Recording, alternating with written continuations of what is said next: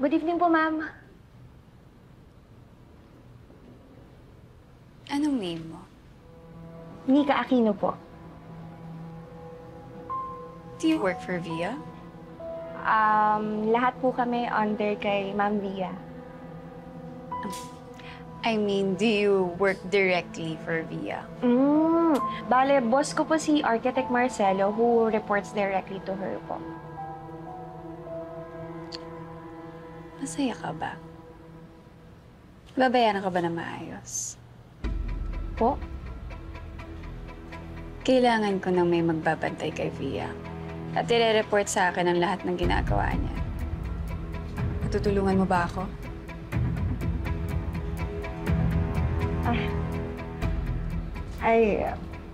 Architect po ako dito. Hindi po ako marites.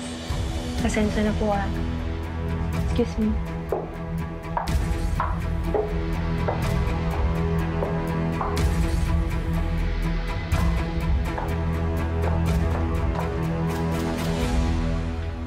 Nakita ko na yung bid ng Pacifica for Alegria Bay. Should I send it to you now? Itago mo na muna yan. Hindi nyo kailangan mag-bid. Pero siguradong tuloy ang project. You have my word, Via. Just trust me. Thank you, Victor. Gusto ko lang talagang patunayan dyan kay Trina na mali ang lahat ng iniisip niya sa akin. Trina, kinausap ko ng abogado niya. Tinanggal ko na ang problemang yan. Well, apparently, yung problemang yon decided to stay sa Pacifica at magtrabaho doon. Via, huwag kang matakot sa tuta.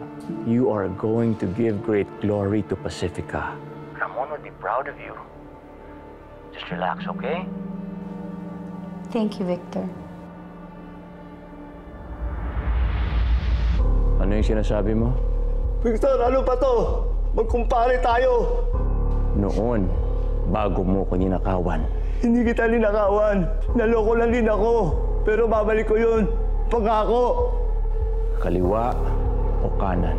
Ano? Kaliwa o kanang balikat? Victor naman, please. Sentido? Sige!